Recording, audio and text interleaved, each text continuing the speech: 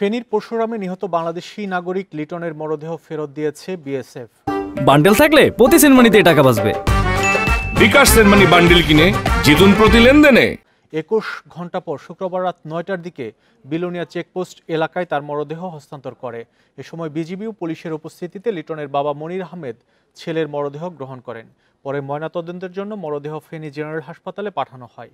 এর আগে বৃহস্পতিবার রাতে ফেনীর পরশুরাম সীমান্তের কাছে যান লিটন, মিল্লাত ও আফসার। এ সময় তাদের লক্ষ্য করে বিএসএফ গুলি ছোড়ে। গুলিবিদ্ধ লিটনকে ভারতে নিয়ে যায় বিএসএফ। সেখানে বিলোনিয়ার একটি হাসপাতালে তার মৃত্যু হয়।